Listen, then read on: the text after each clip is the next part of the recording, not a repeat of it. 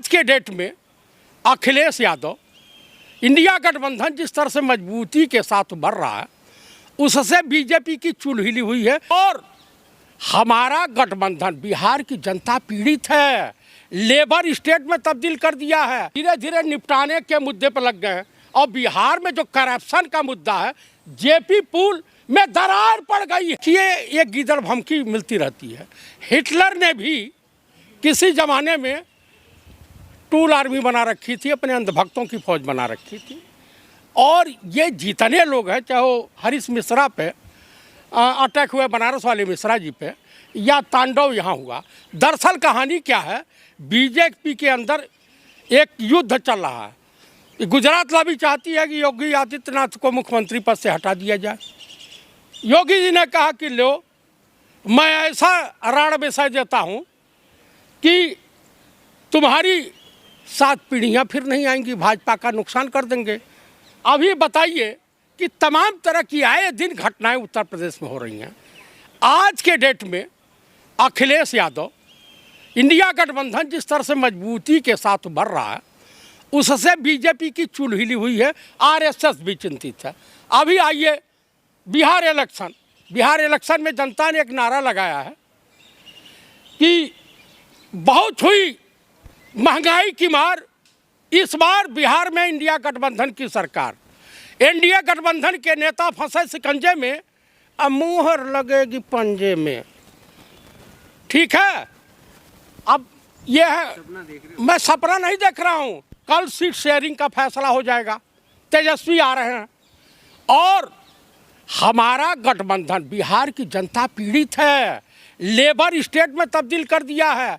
अभी एक जेपी पुल का उद्घाटन किए थे कुछ ही दिन पहले, आनन फानन में गजेड़ी मुख्यमंत्री जो मानसिक रूप से दिवालिया हो चुके हैं, ऐसे ऐसे करते हो। अब क्या क्या बोलते हैं भगवान जाने। अरे मेरे ऊपर क्या कार्रवाई होगी, जो कर रहे हैं वो सब पूरा दुनिया जान रही है। अब बीजेपी उनको भी निपटाने में लग गई है। एक तरह से मुस्लिम वोट उनसे छिटक चुका है और दूसरी बार जो है वहाँ के बेरोजगार उनके लिए आफत बन गए हैं।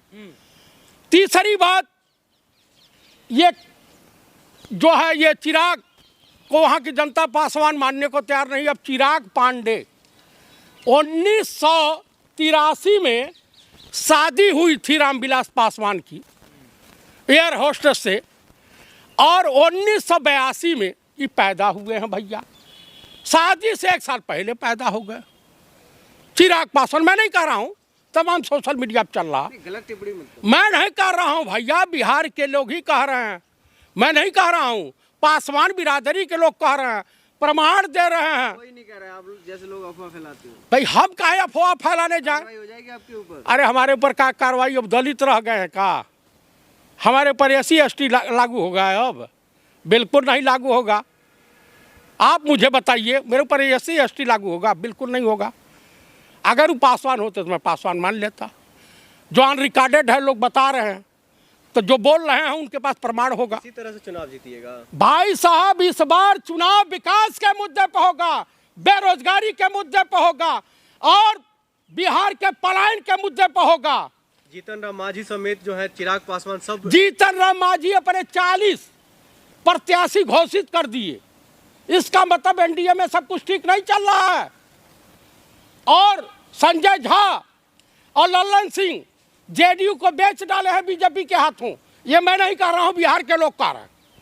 वो लोग रणनीति बना रहे हैं जो जीत। अच्छा, कैसे रणनीति? बिहार की मांझी चिराग पासवान सब मिलकर के इस बार चुनाव जीतने नहीं लड़ रहे हैं। 40 सीट दीजिए, 243 सीट है ना, 40 ले लेंगे। 70 सीट ये मांग रहे हैं नीतीश कुमार, 50 सीट मांग रहे हैं चिराग पासवान। किस अब बीजेपी घबराई हुई है कि हम केका राखी अकेल जियारा, तो ये धीरे धीरे निपटाने के मुद्दे पर लग गए हैं और बिहार में जो करप्शन का मुद्दा है जेपी पुल में दरार पड़ गई है। नया पुल बड़ा भ्रष्टाचार की आंधी है। Mister clean, mister